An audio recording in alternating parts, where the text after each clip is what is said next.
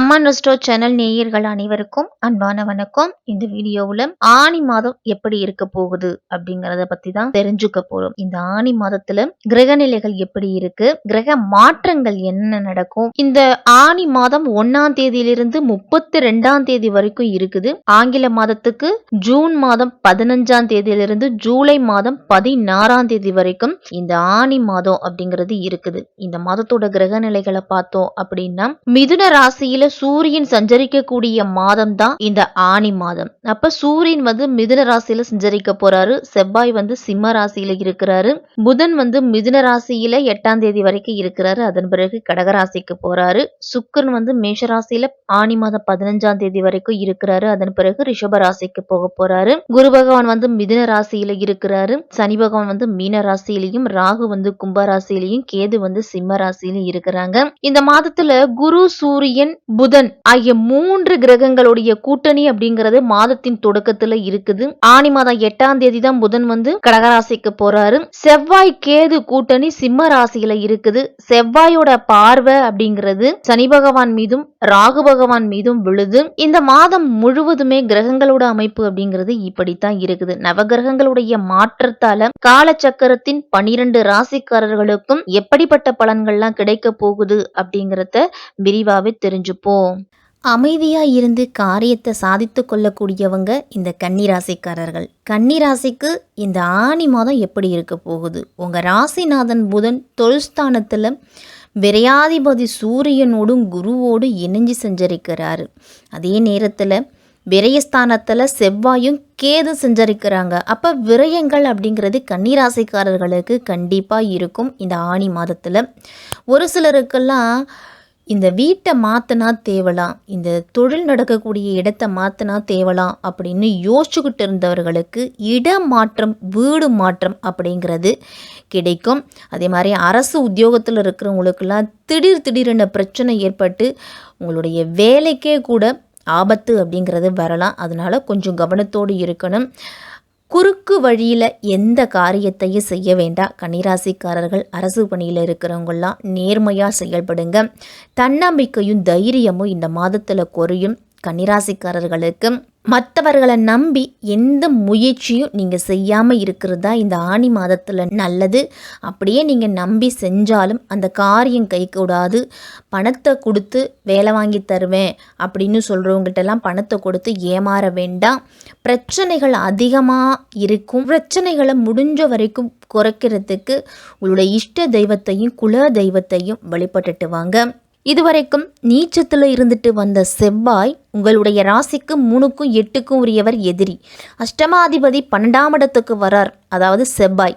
நீச்சஸ்தானத்தில் இதுவரைக்கும் இருந்ததால மூத்த சகோதரர் வகையில் தேவையில்லாத பிரச்சனைகள் வந்திருக்கும். மனஸ்தாபங்கள், வாக்குவாதங்கள்லாம் அவங்களிடத்துல இருந்திருக்கும்.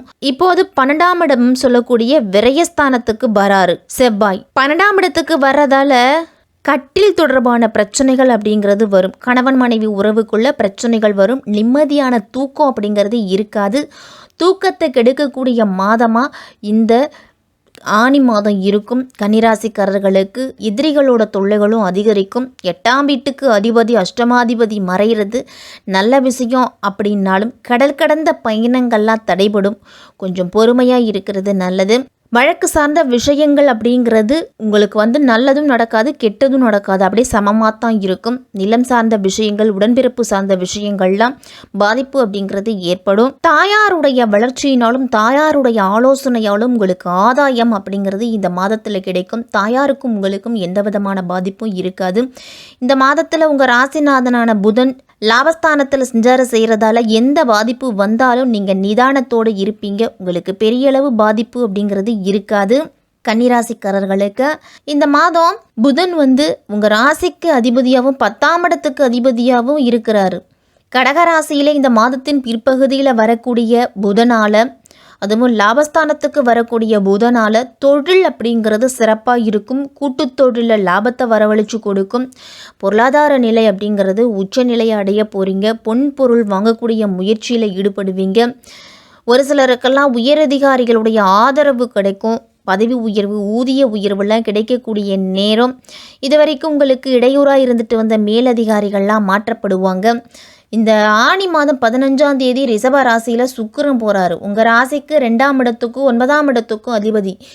தனாவாக்கு குடும்பஸ்தானத்துக்கு அதிபதியான சுக்கிரன் லாபஸ்தானத்தில் இருக்கும் பொழுது உங்களுக்கு பொருளாதார நிலை உயரும். புதிய முயற்சிகளில் வெற்றி உண்டு. எதிர்காலத்தை பற்றிய பயம் அப்படிங்கிறது நீங்கும்.